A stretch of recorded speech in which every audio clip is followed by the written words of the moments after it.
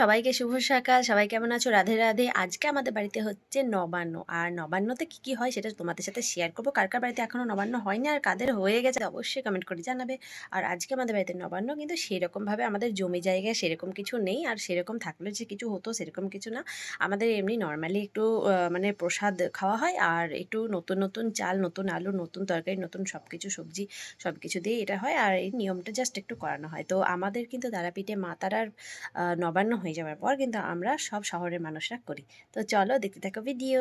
ওইদিকে আমি ঘুম থেকে উঠতে উঠতে দেখি মায়ের সমস্ত রকম আয়োজন হয়ে গেছে, এইদিকে ঠাকুর পুজোও হয়ে গেছে। ততক্ষণে আমি স্নান সেরে নিলাম। আর চান করার পর এতটাই শীত করছিল, একটা ক্রিম রেখেছিলাম সেটাই বা কোথায়, সেটা কিছুতেই খুঁজে পাচ্ছিলাম। মাথা একেবারে কাজ করছে না, একদম ভালো লাগে না কিছু।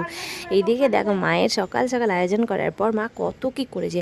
আর আমার এগুলো করতে করতে অনেকটাই সময় লেগেছে। বাড়িতে আরও সব মেম্বার আছে কিন্তু সবাই মিলে কাজ করেছে, শুধু আমি বাদে। আমি তো ঘুমাতেই ব্যস্ত।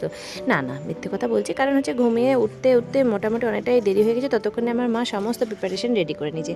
এদিকে দুপুরবেলায় দেখো সমস্ত রকম খাবার দাবার জন্য যে যে আয়োজনগুলো হয়েছে তার মধ্যে হয়েছিল ডাল মাছের মাথা দিয়ে, তারপরে সুন্দর করে হয়েছিল একটা শাক রান্না, তারপরে হয়েছিল মাছ এবং মাছটা সুন্দরভাবে ধনেপাতা দিয়ে টমেটো দিয়ে ঝোল হয়েছিল। তারপরে হয়েছিল 5 রকমের ভাজা। তো ভাজাতে ছিল পটল ভাজা, কাঁচকলা ভাজা, মূলো ভাজা, কুমড়ো ভাজা এবং বেগুন ভাজা এবং ছিল সুন্দর করে কষা মাংস। সব শেষে রান্না করার পর মা ভাত বেড়ে দেয় পূর্বপুরুষদেরকে এবং তারপরে আমরা সবাই মিলে পরিবার মিলে খেতে বসি। তো আমরা খেতে বসে গেছিলাম যখন, তখন বেজে গেছিলো বিকেল 4টে।